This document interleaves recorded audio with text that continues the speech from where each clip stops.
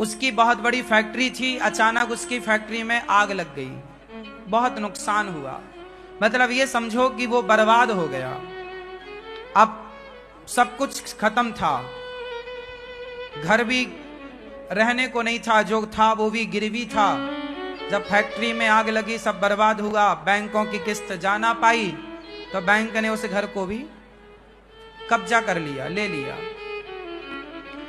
दोनों पति पत्नी किराए के घर में आ गए। अच्छा खासा जीवन था, बड़ी लग्जरी जिंदगी थी, पर समय बदलते देर कहां लगती है।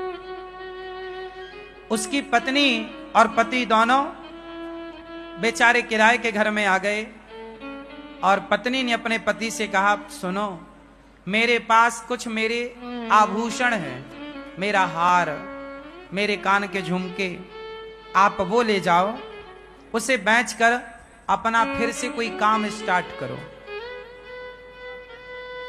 पति ने कहा कि नहीं, मैं तुम्हारे जेवर नहीं बेचना चाहता, पर जिद करी पत्नी ने, नहीं, आप काम शुरू करो, फिर खड़े होइए, घबराइए मत। उसकी पत्नी ने उसे मोटिवेट किया, बहुत अच्छा एक पत्नी धर्म निभाया। देखो पत्नियां कितना अच्छा काम कर सकती हैं, अपने पति को मोटिवेट कर सकती हैं, अपने पति को गलत राह से लाकर के सही राह में चला सकती हैं, यदि पत्नी समझदार है तो। एक पत्नी से अच्छा मित्र नहीं हो सकता, याद रखिएगा। पत्नी सबसे अच्छी क्या होती है? पति की मित्र होती है, दोस्त होती है। एक पति से अच्छा दोस्त नहीं हो सकता, एक पत्नी से अच्छा दोस्त नहीं हो सकता, एक पत्नी से अच्छा आपका शुभ चिंतक नहीं हो सकता। मां के बाद यदि आपका शुभ चिंतक कोई है तो आपकी पत्नी है। उस पत्नी ने, बेचारी ने, अपने सारे आभूषण पति को दिए, जबकि पत्नियां अपने आभूषणों को बहुत प्यार करती हैं, वो अपने पति को भी हाथ नहीं लगाने देती आभूषणों में। लेकिन उस स्त्री ने अपने सारे आभूषण बेच दिए और पति को पैसा दिया कि ये लो आप पैसा, आप अपना काम स्टार्ट करो। उसके पति ने फिर जो फैक्ट्री में नुकसान हुआ, अब उसे फिर छोटे रूप से शुरू किया। अनुभव तो था ही काम का, छोटे रूप से स्टार्ट किया, करते करते करते वो बहुत बड़ा उद्योगपति हो गया। फिर करोड़ों की संपत्ति उसने जोड़ी, फिर बड़ा कारोबार, जितना नुकसान हुआ उससे कई गुना अब उसे प्रॉफिट हो गया। बहुत समय बीत गया। एक दिन उसने क्या देखा कि उसके जो स्टाफ है, काम करने वाले लोग, कार्यकर्ता, एक लड़की, एक सुंदर सी लड़की इंटरव्यू देने आई और वो इंटरव्यू देकर के पास हो गई। अब वो लड़की वहां पे उस फैक्ट्री के मालिक के आसपास वो लड़की रहने लग गई, काम करती। वो काम धाम तो कुछ करती नहीं, बस अपने उस फैक्ट्री के मालिक को घूरती रहती। वो आई ही थी एक अलग उद्देश्य से। आपको पता है आजकल मार्केट में इन चीजों से बचना चाहिए। आजकल लूटने का, आपको बर्बाद करने का षड्यंत्र बहुत बड़ा हो सकता है, आपकी समझ से परे हो सकता है। अब वो आदमी जो था, उसकी बहुत बड़ी फैक्ट्री थी, अचानक उसकी फैक्ट्री में आग लग गई, बहुत नुकसान हुआ। मतलब ये समझो कि वो बर्बाद हो गया। अब सब कुछ खत्म था, घर भी रहने को नहीं था, जो था वो भी गिरवी था। जब फैक्ट्री में आग लगी, सब बर्बाद हुआ, बैंकों की किस्त जा ना पाई, तो बैंक ने उस घर को भी कब्जा कर लिया, ले लिया। दोनों पति पत्नी किराए के घर में आ गए। अच्छा खासा जीवन था, बड़ी लग्जरी जिंदगी थी, पर समय बदलते देर कहां लगती है। उसकी पत्नी और पति दोनों बेचारे किराए के घर में आ गए और पत्नी ने अपने पति से कहा, सुनो, मेरे पास कुछ मेरे आभूषण हैं, मेरा हार, मेरे कान के झुमके, आप वो ले जाओ, उसे बेचकर अपना फिर से कोई काम स्टार्ट करो। पति ने कहा कि नहीं, मैं तुम्हारे जेवर नहीं बेचना चाहता, पर जिद करी पत्नी ने, नहीं, आप काम शुरू करो, फिर खड़े होइए, घबराइए मत।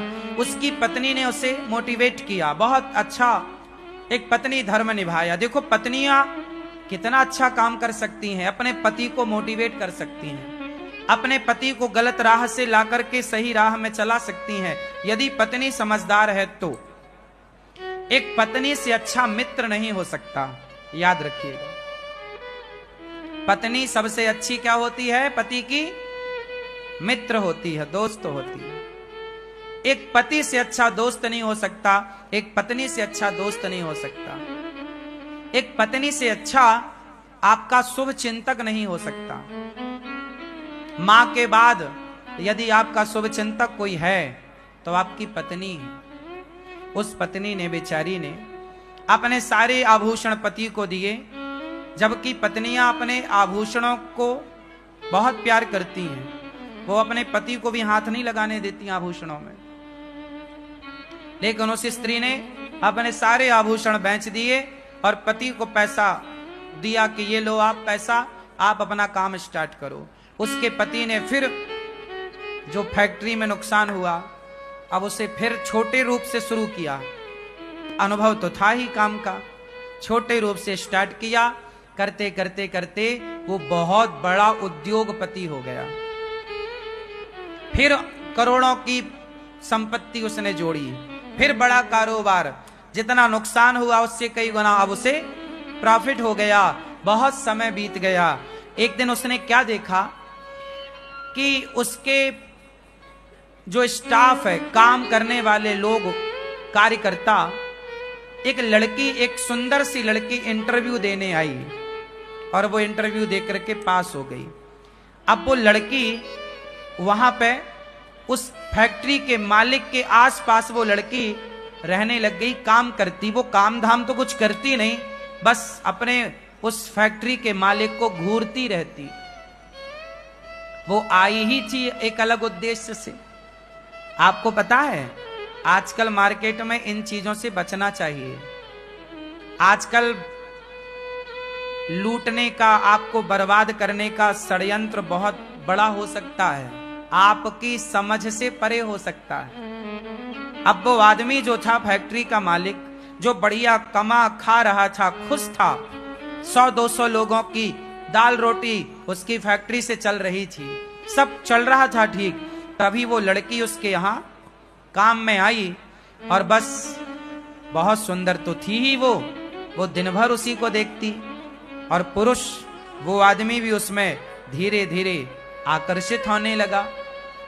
एक दिन ऐसा आया, दोनों कॉफी में चले गए, अर्थात कॉफी पी रहे हैं, साथ में चाय पी रहे हैं, साथ में रहने लग गए। ऐसा करते करते वो लड़की इतने करीब आ गई उस फैक्ट्री के मालिक के उस लड़की ने कहा कि अब अपन शादी कर लेते हैं। दोनों में बड़ा, आज की भाषा में प्यार व्यार हो गया, इलू इलू हो गया दोनों का। दोनों साथ में रहने लग गए। उसके पति ने, मतलब वो फैक्ट्री के मालिक ने बोला कि मैं तुमसे शादी नहीं कर सकता क्योंकि मेरी पत्नी ऑलरेडी है, मैं शादीशुदा हूं। उसने कहा कोई फर्क नहीं पड़ता, तुम अपनी पत्नी को तलाक दे दो। अब इस लड़की ने इस तरह से चंगुल में फंसा लिया कि इसने बोला कि शादी कर लो। इसने भी बोला ठीक है, आज मैं अपनी पत्नी से बोलूंगा कि मैं तुम्हें तलाक देना चाहता हूं। जबकि कोई लड़ाई नहीं, कोई झगड़ा नहीं, पत्नी तो अच्छी थी। अच्छा, एक दिन पत्नी के पेट में दर्द हुआ। संयोग देखिएगा कि जिस दिन पति ये कहने वाला था कि मैं तुम्हें तलाक देना चाहता हूं, उसी दिन पत्नी के पेट में दर्द हुआ। तो वो बगल के डॉक्टर के पास दिखाने चली गई और जब वहां पर चेकअप हुआ उसका, तो डॉक्टर ने बताया कि आपको तो ब्लड कैंसर है। उस स्त्री को क्या निकला? कैंसर। डॉक्टर ने बताया कि 7 दिन बाद आपकी मृत्यु हो जाएगी, इसका कोई इलाज नहीं है। अब वो बेचारी पत्नी,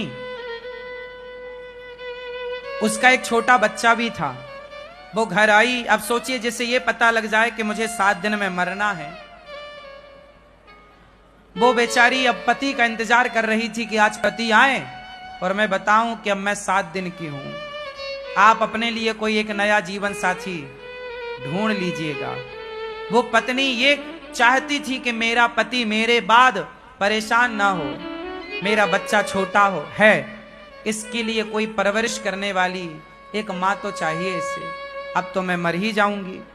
वो बेचारी अपने पति का इंतजार कर रही थी कि तभी पति आया गुस्से में। और चूंकि उस पति को तो उसने पाठ पढ़ा ही रखा था कि तुम्हें आज ये बोलना है कि तलाक देना चाहता हूं। पति आया। रोज तो अपना जूता जब उतारता था तो पत्नी आती थी। पत्नी अपने हाथ से उसके जूते मोजे उतारती, अपने हाथ से पानी देती, उसका बैग लेती। रोज की तरह पत्नी आई, पर आज उसने गुस्से में अलग जाकर बैठ गया और बोला, सुनो, अब हम तुम्हें तलाक देना चाहते हैं। पत्नी कुछ कहना चाहती थी कि मुझे कैंसर है, मैं मरने वाली हूं। तभी पति ने कह दिया कि मैं तुम्हें तलाक देना चाहता हूं। पत्नी ने बहुत समझदारी का परिचय दिया और पत्नी ने पति से अपना हाल कुछ भी नहीं कहा। अब वो चिड़चिड़ाने लग गया, गुस्से में आ गया, क्योंकि उसका मन कहीं और लग चुका था। पत्नी ने कुछ जवाब नहीं दिया। पत्नी ने कहा, अच्छा ठीक है, आप मेरे से तलाक लेना चाहते हैं? हाँ, मैं 7 दिन बाद आपको तलाक दूंगी। मैं आपको 7 दिन बाद तलाक दूंगी, परंतु आप मुझे इन 7 दिनों में जैसे पहले प्रेम करते थे उसी प्यार से आप मुझे 7 दिन रखेंगे। 7 दिन बाद मैं आपको तलाक दूंगी। पति को लगा ये तो बहुत सस्ता है। उसे तो लगा ये कोई अपना हिस्सा मांगेगी, पैसा मांगेगी, प्रॉपर्टी मांगेगी, पर उसने तो कुछ भी नहीं। उसने कहा, मुझे कुछ नहीं चाहिए, केवल आप मुझे 7 दिन खूब प्यार कीजिए, रोज अपने पास बिठाइए, मेरे पास आकर बैठिए, मेरे साथ खाइए, नाश्ता मेरे संग कीजिए, भोजन मेरे साथ कीजिए, रात्रि को प्रेम पूर्वक हम दोनों पार्क में घूमेंगे और आप हमारे साथ रहेंगे। आप हमारे लिए वैसी ही बातें करेंगे 7 दिन जैसे शादी के बाद आप हमसे करते थे। पति को लगा, अच्छा, पति को नहीं पता था कि ये केवल 7 दिनों की है, लेकिन अब पत्नी को पता था कि अब चलो, मैं तो 7 दिन की हूं, पर इन्हें तलाक देना है, कोई बात नहीं। अब सोचिए उस स्त्री का दिल कितना बड़ा रहा होगा। कोई और होती तो भड़क जाती, पर उस स्त्री ने कोई जवाब नहीं दिया। एक दिन बीता, उसके पति ने भी खूब प्यार दिया उसे, बनावटी प्यार था अब तो, पर किया।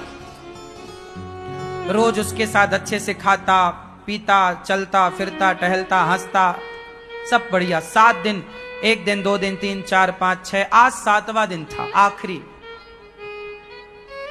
आज पत्नी ने अपने पति की आरती उतारी, उसके माथे पर तिलक किया और आज उसे उसके काम के लिए भेजा जहां वो फैक्ट्री रोज जाता था।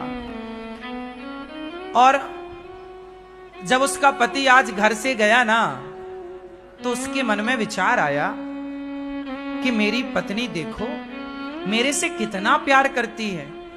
मैंने कहा कि मुझे तलाक चाहिए, तो उसने मेरे खातिर कि यदि मैं खुश हूं तो मेरी खुशी के लिए वो तलाक भी देने को तैयार हो गई। अब बताइए इससे बड़ा प्रेम क्या होगा। यदि पति तलाक चाहता है तो पति की प्रसन्नता के लिए वो तलाक देने को तैयार है। वो मेरे लिए, मैंने तलाक का बोला फिर भी वो मेरे से प्यार करती है। और ये जो लड़की मुझे मिली है ये तो मेरी दौलत की भूखी है। मेरी पत्नी ने तो अपने जेवर बेचकर मेरा ये कारोबार खड़ा किया। मेरी पत्नी मेरे सुख में मेरे दुख में सदा रही है। आज मेरी पत्नी ने कितना साथ दिया आज तक, और मैं किसी एक लड़की, एक स्त्री के चक्कर में आकर एक सुंदर पत्नी का, एक पतिव्रता नारी का मैं त्याग कर रहा हूं।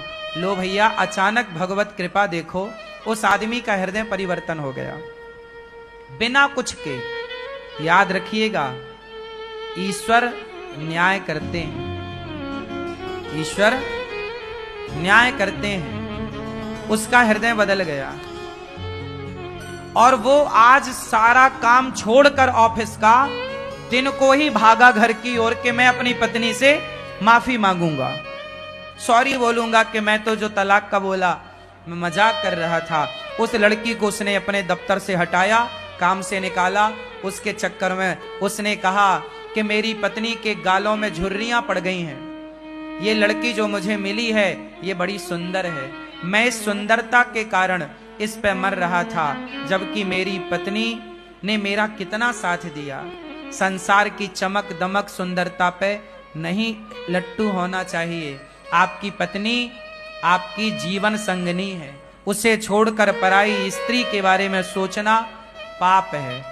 चमड़ी का मोह, चमड़ी से इतना प्यार ना करना, चमड़ी के इतने गुलाम ना हो जाना कि आप उस चमड़ी के चक्कर में सारे गलत काम करने लग जाओ। वो आदमी फैक्ट्री का मालिक दौड़ा दौड़ा घर गया। जैसे ही घर पहुंचा तो दरवाजा खोले थे। घर के अंदर प्रवेश किया, आवाज लगाया उसने अपनी पत्नी को, पर पत्नी ने कहीं से कोई रिस्पांस नहीं दिया, कोई आवाज नहीं आई लौटकर। वो सोचा रसोई में होगी, रसोई में पत्नी नहीं, यहां होगी वहां होगी, सारी जगह देखा, उसकी पत्नी थी ही नहीं। तब वो अपनी पत्नी के कमरे में गया ऊपर, और जब कमरे में जाकर देखा तो उसकी पत्नी बिस्तर पर पड़ी हुई थी और बगल में एक कागज था। वो कागज में कुछ लिखा था। वो पत्नी को जगाया, अरे देखो मैं आ गया, भाग्यवान, सुनो मैं तो तुमसे मजाक कर रहा था, मुझे माफ कर दो, सॉरी। वो बहुत बोलता जा रहा, पर पत्नी तो सुनने को तैयार नहीं, वो तो बिस्तर में पड़ी। वो पड़ी क्या थी? वो मर चुकी थी, लेकिन मरने के पहले उसने एक पत्र लिखा था अपने पति के लिए। अब उस कागज में क्या लिखा? अब ये पति उस कागज तक पहुंचा और पढ़ने लगा, और जब पढ़ा तो उसमें पत्नी ने लिखा था, मेरे पति परमेश्वर, मैं भगवान से प्रार्थना करती हूं कि हर जन्म में मुझे आप जैसा पति मिले। मेरे पति परमेश्वर, आप जैसा पति पाकर मैं बहुत खुश हूं, मुझे आपसे और भगवान से कोई शिकायत नहीं है।